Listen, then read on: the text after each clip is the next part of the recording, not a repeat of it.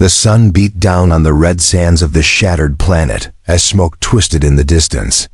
Broken war machines littered the battlefield.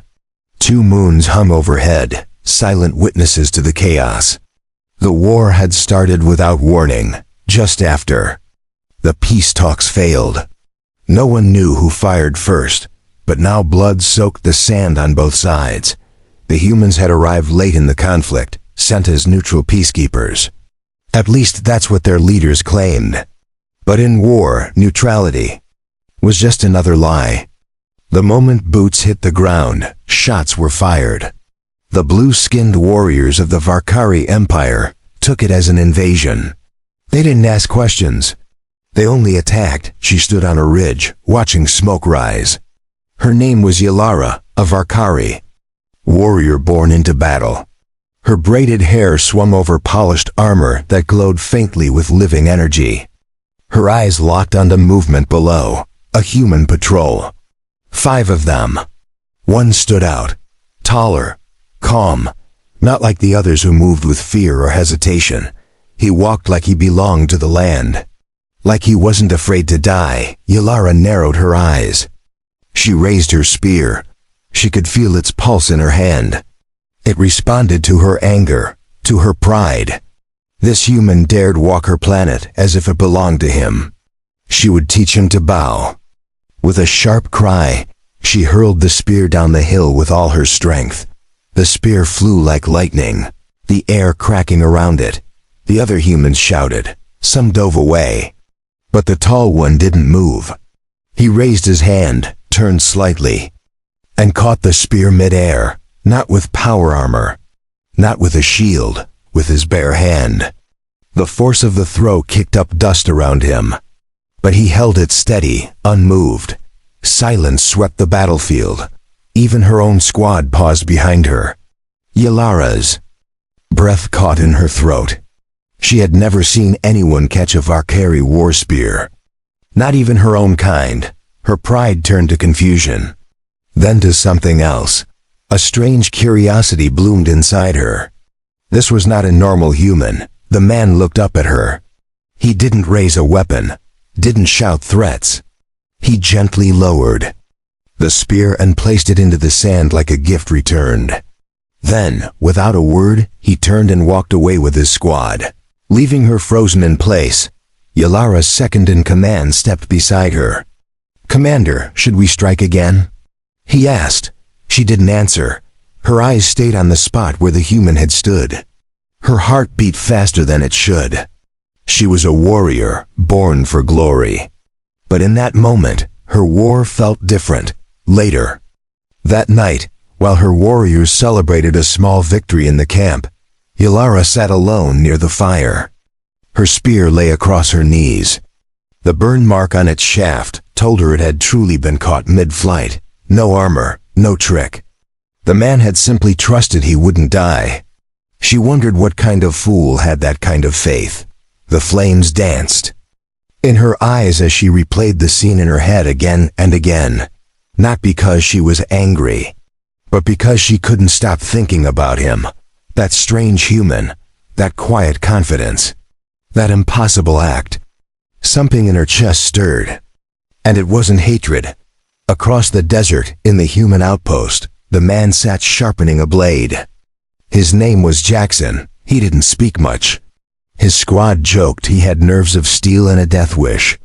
But Jackson was just tired. Tired of watching wars start the same way every time. He hadn't meant to provoke the alien warrior. But when the spear came flying, something in him moved. He caught it because he had to. Not to show off, not to intimidate, but because the war had already taken too much. And he didn't want to be the one to start the next bloodbath. He had hoped she would understand. And when she didn't throw another one, he thought maybe she did. In the days that followed, their paths crossed again. Not in battle, but in the spaces between, the canyons, the water lines, the wounded zones where neither side dared fire. She watched him from cliffs. He saw her shadow move in the rocks. Neither spoke. But something was building, Neither of them realized that their silent encounters were noticed. Whispers spread through both camps. About the blue-skinned huntress who hadn't struck. About the human who returned a weapon instead of launching one. And in a war where every action fed hate, their restraint became the strangest signal of all. The sky over the desert had turned a deep violet by morning. Twin suns had not yet risen, but the air already carried the heat of the day to come. Yalara stood alone on a rocky ledge, watching the human outpost below. She was not on duty. This was not an assignment. Yet her eyes kept finding him. Jackson moved through the outpost like a shadow. He did not joke with the others. He did not linger. He repaired shields, trained quietly, then vanished to the edge of the perimeter. The same place where she often waited. She told herself it was strategy, observation. But her grip on her spear said otherwise. The memory of him catching her weapon still burned in her chest. No one else had dared speak of it. Her warriors knew better than to question her aim or her judgment, but silence could not erase the strange feeling that stayed with her. Not anger, not shame, something warmer. Something far more dangerous. She had faced champions in the arena. Slain beasts with teeth as long as her arms. She had won. Medals earned her name in fire. But no fight had ever left her wondering who the opponent was. Jackson was not stronger than her, not faster, not armored like a Valkyrie, but there was something in the way he moved. A stillness that disturbed her thoughts. Yalara had grown up believing that humans were clever, but weak. They were talkers. Traitors, soft-bodied diplomats who relied on machines to win their wars. But this one had not relied on anything. He had faced her raw fury and simply caught it. Like it was nothing more than a branch tossed in the wind. That evening, she walked beyond the Valkyrie perimeter without telling her officers. She left her armor behind, keeping only her weapon. If anyone saw her, they would call it madness. But her instincts were screaming. Not in warning, but in hunger. She needed to understand him. Across the sand, Jackson had felt it too. Something had shifted. His nights were restless. The moment he closed his eyes, he saw the spear again. The flare of red, the pulse of danger. And then her face, furious. Beautiful, alive. He had fought wars in cities and jungles, but nothing had burned into him like that one look. He found himself walking the boundary line each day. Not assigned, just drawn. And always her presence lingered. In the ridges, in the wind. In the strange silence that only came before something important. His squad joked he was tracking ghosts. He didn't laugh with them. He knew she was real. That night, they met between the lines. A dead zone neither side patrolled. A stretch of rocky hills carved by centuries of wind. No guns, no words. Just two warriors standing beneath the stars. She held her spear in one hand. He carried nothing but a canteen and a calm look on his face. For a long time, neither moved. The desert held its breath. Then she broke the silence. "You didn't fear death," she said. Her voice was calm, but her grip on the spear was tight. "Why?" Jackson's reply was quiet, almost lost in the wind. "Because fear changes nothing," he said. "And I didn't come to kill anyone." She stepped closer. Her eyes never left his. "You humiliated me," she said. "I returned your weapon," he replied. "You caught it," she growled. "I trusted you wouldn't miss," he said. Her heart skipped. He had trusted her. Even in the act of war, no shield, no weapon raised, just faith. That word had no place on a battlefield. And yet here they stood, two enemies speaking like equals in the dark. Yalara lowered her spear, planting it in the ground. It was not a surrender. It was a signal, one he understood. He stepped forward, close enough that the wind no longer dared pass between them. "You are not what I expected," she admitted.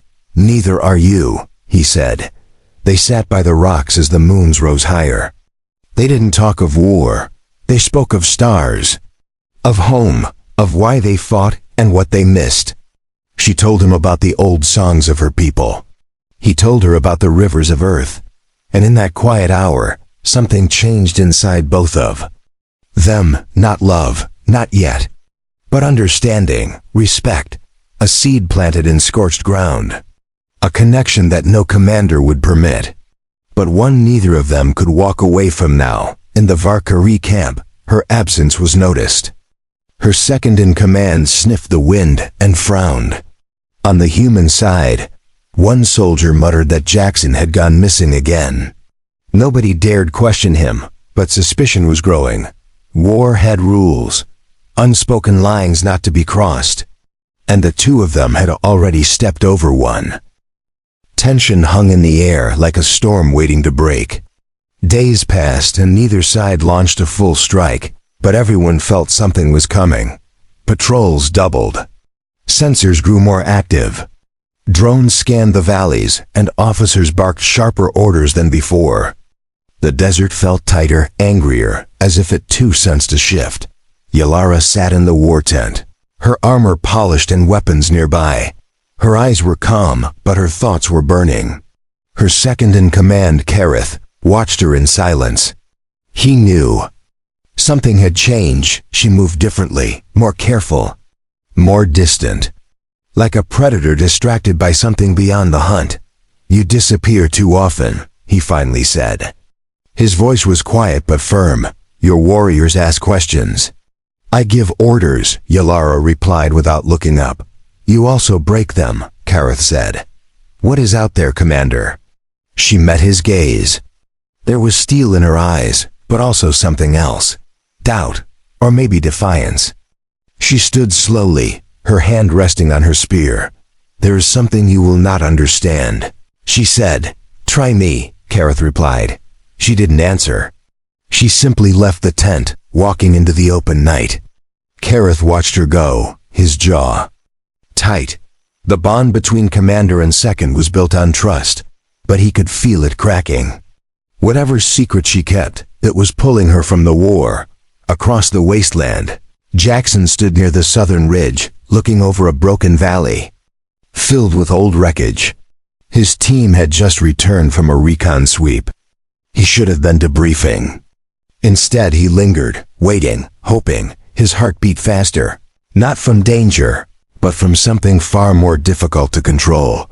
He had not spoken to her again since that night in the rocks, but her presence haunted him. He dreamed of her voice, of her eyes, of the way she had planted her spear in the sand not as a threat, but as a sign of peace. Something about her unsettled him, not because she was alien, but because she felt familiar. When she appeared on the ridge, he didn't move. She came without armor, without weapons raised. Her braid swung gently as she walked down the slope, eyes fixed on his. They met where the land dipped low, between two ruined machines from a war neither of them started. "You shouldn't be here," he said. "Neither should you," she replied. They stood in silence for a long moment.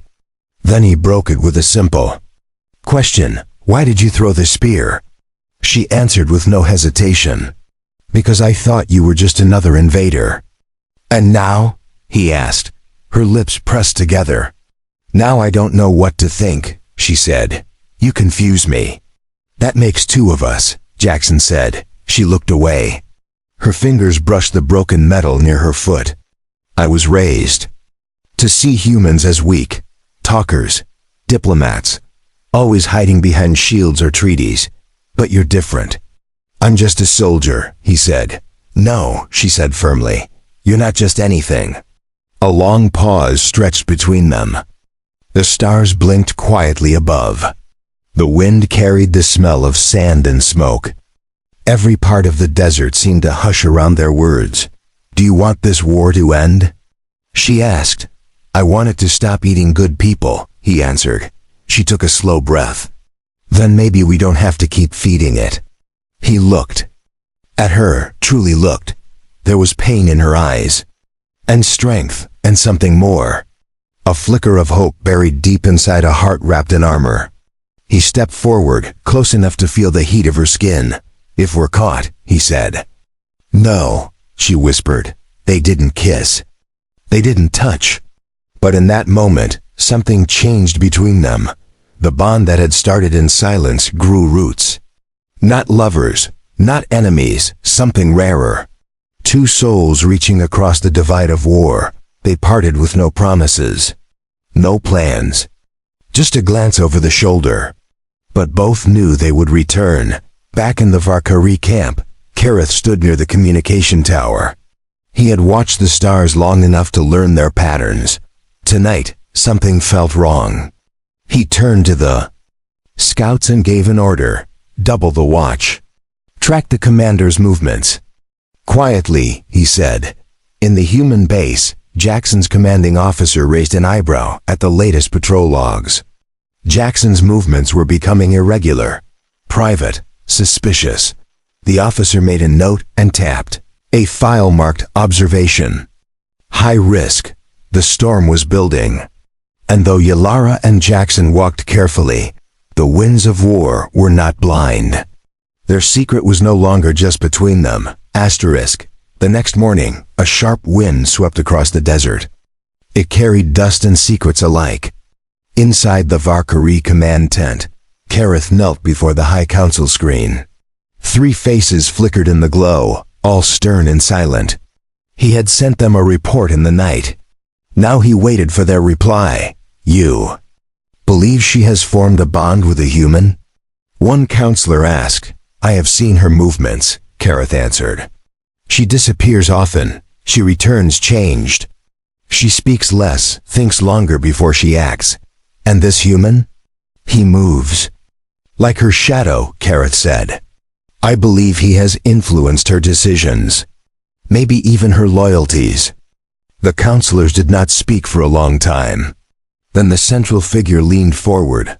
"Watch her. Do not interfere. But if she steps too far, you must act." "I understand," Kareth said. He left the tent without emotion, but his fingers tightened around the hilt of his blade. Betrayal was a word that cut deeper than steel. And if his commander was no longer loyal, then honor demanded the price be paid. Meanwhile, Jackson stood inside the human command post, staring at a map of shifting borders. His CO, a short and tired man named Reed, tapped a corner of the screen. "You keep walking into ghost zones," Reed said. "They're quiet." Jackson replied. "That's the problem," Reed said. "We think the Valkyrie are planning something in those zones. And you keep walking into them like you're waiting for a bullet." Jackson didn't answer. He didn't need to.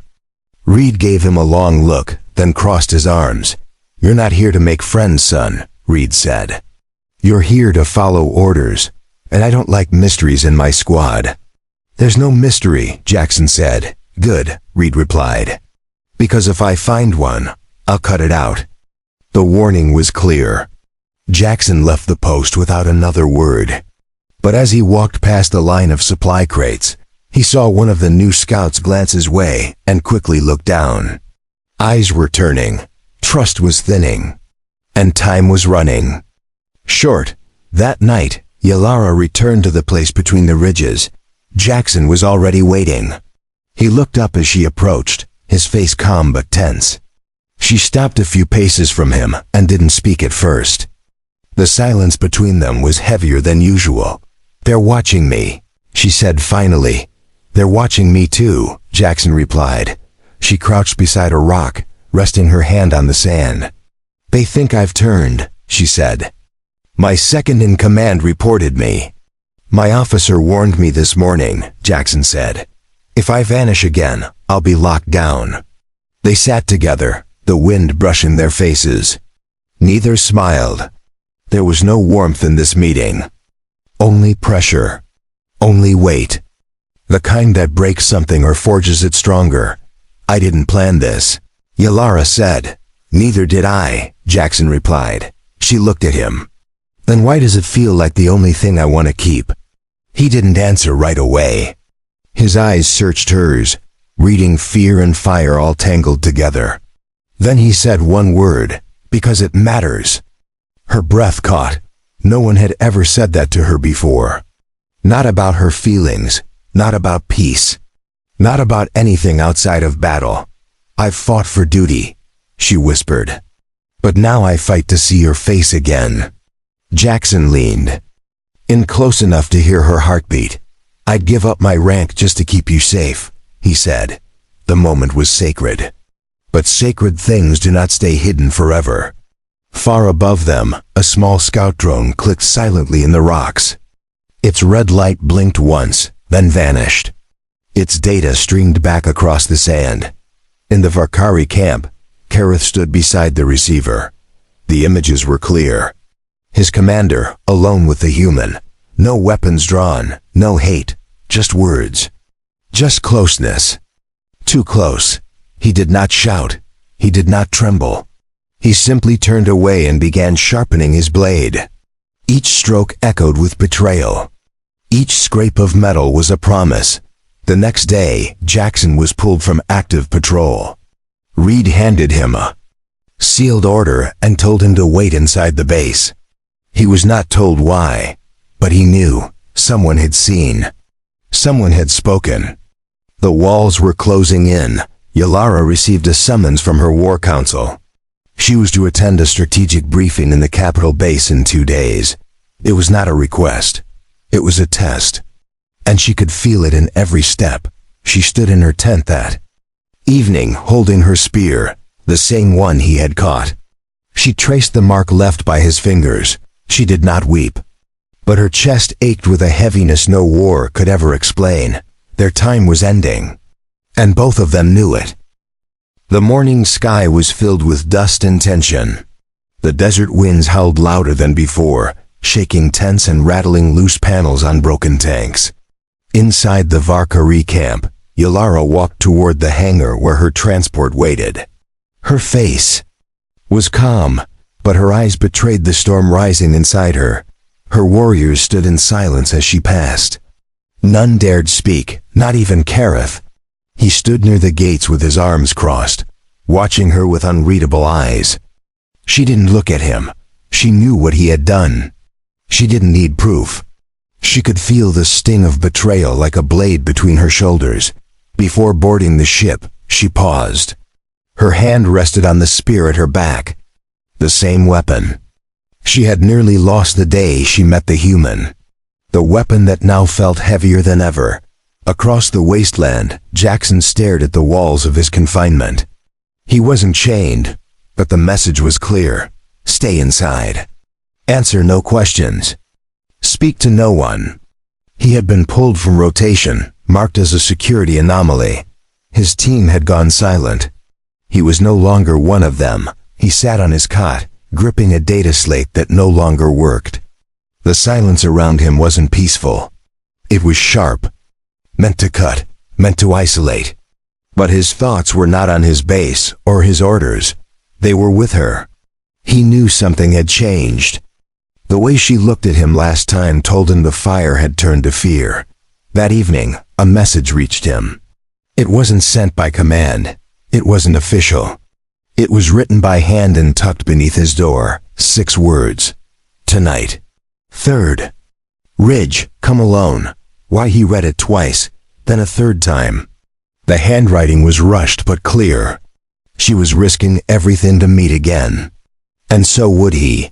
Under the cover of darkness, he slipped through a broken side panel in the wall. His boots left no mark in the dust. His breath was slow. His steps careful. And still, every part of him beat with the rhythm of danger. At the 3rd ridge, she waited. Her hood covered her face, and her cloak hid her armor. When he arrived, she didn't run to him. She stood still, strong. But something inside her looked ready to break. You shouldn't have come, she said quietly. You called, he answered. She looked down. Her fingers tightened around the spear. I leave for the capital base at sunrise, she said. They want answers. About me, about you. About what we've become. They already know, he said. Not everything, she whispered. He stepped closer.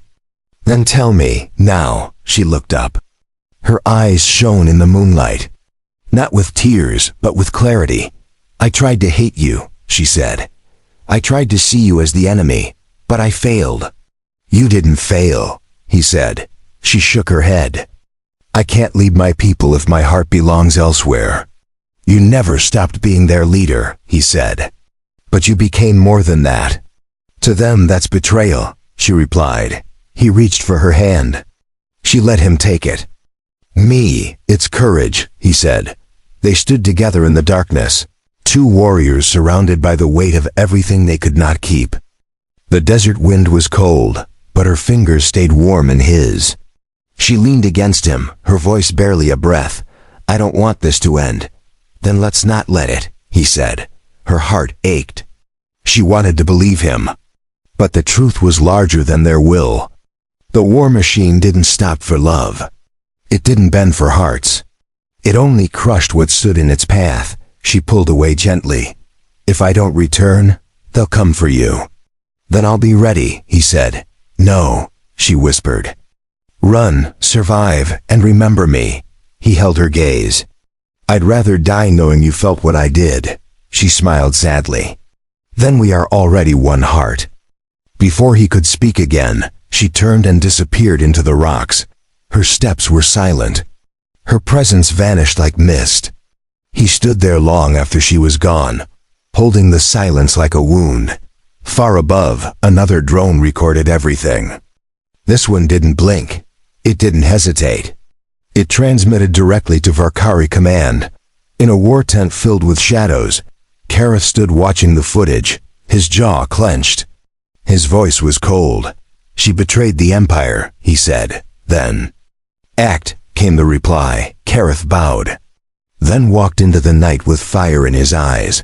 The skies over the capital base were dark with the shadow of incoming storms. The buildings stood like stone giants, cold and silent. Inside the council chamber, Yalara stood before the elders, her spear held like a staff of judgment. She had not bowed. She had not spoken. Her silence was a statement of its own. The High Council questioned her one by one about her choices, her absences, her unexplained visits to unguarded zones. She answered without fear. She spoke of scouting, of border awareness, of caution. But every word she spoke walked the edge of a blade. Kareth stood in the shadows watching. His arms were folded, and his eyes were sharp. He said nothing during the interrogation. His report had already been read. The council knew what she had done, but they wanted her to confess it herself. Finally, one elder leaned forward. His voice echoed in the stone room. "Do you deny contact with the human soldier?" Yalara looked straight into his eyes. She did not blink. She did not flinch. "I do not deny it." A gasp rippled through the chamber. Even the guards shifted uncomfortably. Kareth's jaw tightened. The elder raised his hand for silence. "Do you claim it was strategic?" "No," she said. "Then explain." Yalara stepped forward. Her voice was calm but powerful. "I met him first in battle," she said. "He caught my spear with his bare hand. He could have killed me. He did not. We crossed paths again and again, until silence turned into speech. Until speech turned into truth. And what truth is that?" The elder asked. "That not all enemies are evil," she said. "That not all alliances are written by generals. That peace does not begin with treaties. It begins with seeing the soul of another." The room fell quiet. Her words were fire. Not wild but controlled. Not loud but impossible to ignore. Kareth stepped forward at last. "And how many warriors have died while you studied a human soul?" He asked. She turned to him slowly. "How many have died because we refuse to see past blood?" She replied. The tension split the room like lightning. The council whispered among themselves. The lead elder raised a hand. "We will deliberate," he said. "You are confined to your quarters until the decision is made." Yalara bowed her head, not in surrender, but in respect. Then she left the chamber with guards at her side. Across the wasteland, Jackson stood beside a dropship, watching engines. In the night. A message had reached him through hidden channels, 5 words only. They know. Stay hidden. Why he didn't run. He didn't speak. He simply watched the stars and wondered how it had come to this. A war born of fear, a love born of silence. A truth strong enough to break both. Behind him, footsteps approached. He turned to see his commander, Reed, standing with a datapad. In hand, you're being reassigned, Reed said. To where?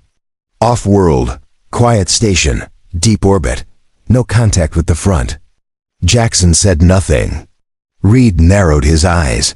You caused problems, son. You crossed a line. You bonded with the enemy.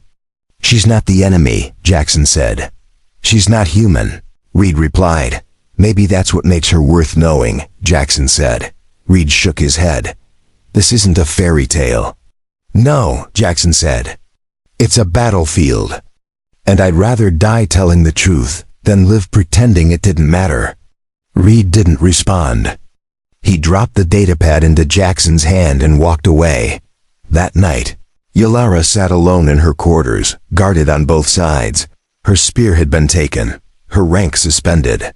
The stars outside her window blinked faintly, as if trying to reach her through glass. Then the door opened. Not a soldier. Not a counselor. Kareth stepped in, sword at his side. You dishonored your post, he said. I followed my heart, she answered. He unsheathed his blade slowly. Then it will be your heart they take. She stood without fear. Her eyes met his. You were my brother in arms, Kareth, she said.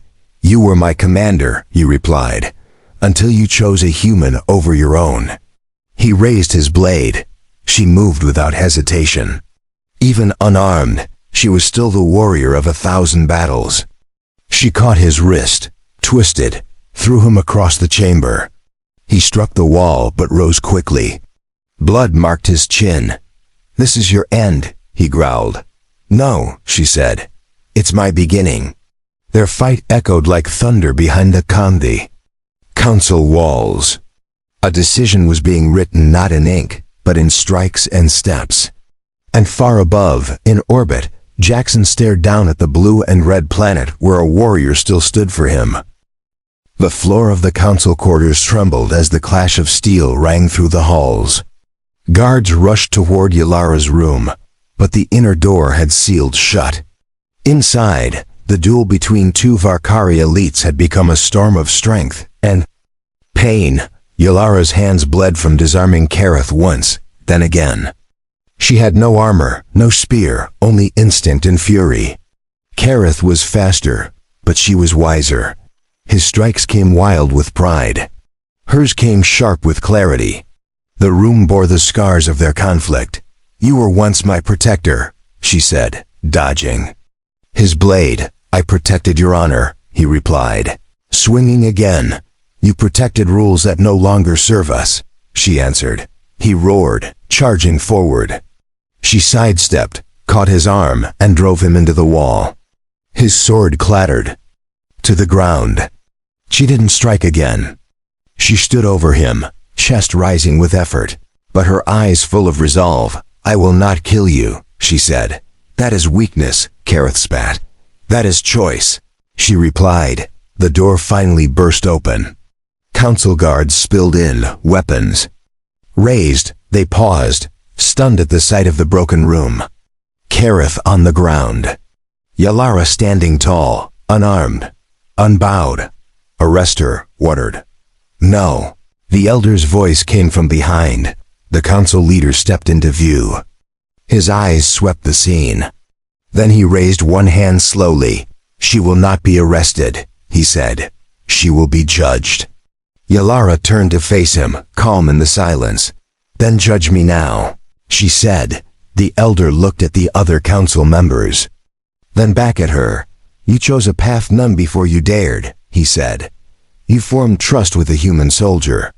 You spoke of peace without treaty. You acted outside command. I acted with heart, she said. And that, he replied, is something we have long forgotten. Kareth growled from the floor, but he was silent beneath the elder's gaze. The council leader nodded once. "Return her weapon," he said, "and let her speak." An hour later, Yalara stood in the Great Hall. Hundreds of warriors, leaders, and dignitaries had gathered. The war still raged outside these walls, but for now, they listened. She spoke of her first encounter, of the spear, caught in human hands, of the nights spent between silence and understanding, of a bond formed not by blood, but by choice. "We trained to see only enemies," she said, "but I saw something else. I saw a man who did not strike back. I saw peace in his eyes, not weakness. Not surrender, strength, the kind that ends wars." The room was silent. Not all agreed. Many whispered. But none walked out. That alone was change. Far above, Jackson stood aboard the orbiting station. The message had come through the encrypted channel only she had access to. One word: speak. He had not been banished. Not yet. But the order stood. He was not allowed to return, not to the field, not to her, but something inside him stirred. The message wasn't a goodbye, it was a signal. So he crafted a reply. He tapped the terminal and sent a video transmission, short and clear. "I don't care about rules anymore," he said. "I don't care about war. If you stand for peace, I stand with you." He paused. "I caught your spear once," he added. "But this time, I throw my words, catch them." He sent the message with no backup, no support. Just faith. On the Varkari side, the transmission reached her in the war hall. Council members gathered again, this time with human diplomats present. The message was played on a crystal screen. Every word echoed. Yalara turned to her people. "You wanted proof," she said. "There it is." She raised her spear high, then planted it in the ground between her and the council. "I do not ask for surrender," she said. "I ask for a choice." The room trembled again. But this time, not with fear, with possibility. Outside, the twin suns rose. The desert burned gold. For the first time in decades, no ships fired at dawn. No cannons woke the day, just wind. And light. And silence filled with hope. Asterisk, the desert was quiet under the weight of new possibilities. The wind no longer carried the smell of burning metal or blood. Instead, it brought a strange calm. One that had not touched this land in decades. Across the scorched borderlands, soldiers on both sides stood down, not by command, but by choice. Yalara stood at the top of the ridge, her spear planted beside her. Her armor still bore scratches from battles past, but her face was calm. Behind her stood a formation of Varkari warriors, proud, silent, waiting. Before her, across the sand, stood a human convoy. And at the center, Jackson. They walked toward each other without shields, without guards, without weapons raised. The world around them held its breath. Every step they took left a mark not just in the dirt, but in history. When they met at the center, he offered no salute. She offered no bow. They stood as equals, warriors, leaders, survivors of something bigger than themselves. "I didn't think they'd let you come," she said. "They didn't," he replied. "Then why are you here?" "Because I said I would be," he answered. She smiled. A small, rare smile. One that cracked the wall she had built for so long. "I thought you'd be sent away," she said. "I was," he nodded. "But I came anyway."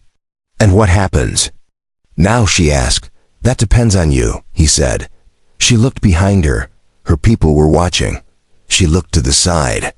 The human stood still. Then she raised her voice so all could hear. "We have both lost too much," she said. "We fought for pride, for land, for commands written by people who never bled in the sand. But this man caught my spear, and instead of throwing it back, he offered me his hand." She turned to Jackson. "And I caught it," she said. Jackson spoke next.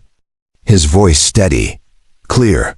"This war taught us how to hate," he said, "but she reminded me how to choose." He looked at the gathered humans.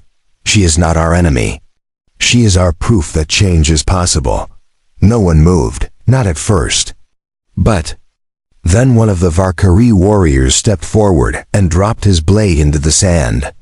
A human officer followed, placing his helmet on the ground, then another, and another, until the space between them was filled with discarded weapons and silent oaths. The first treaty was not signed on paper.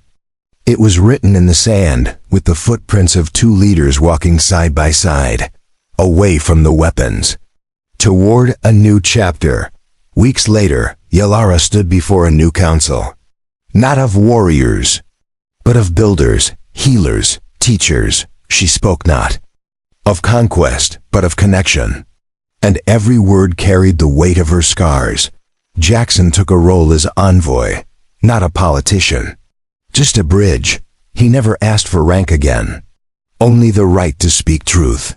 His presence alone reminded both sides what courage looked like when silence was broken. One evening, they stood beneath the twin moons again. The same place where it all began.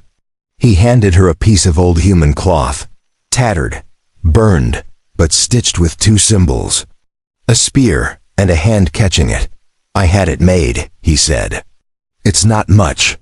It's everything," she said. She wrapped it around her spear and planted it in the sand between them. "No more throwing," she said. "No more catching," he agreed. "Only walking," she added.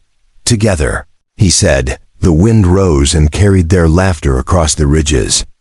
Not the laughter of victory, but of healing. Of breath once held, now released. Children from both sides would one day hear their story, not as myth, but as memory. A tale of a thrown spear, a man who caught it, and a bond that refused to break, and beneath every retelling, a simple truth would remain. Peace does not begin with treaties.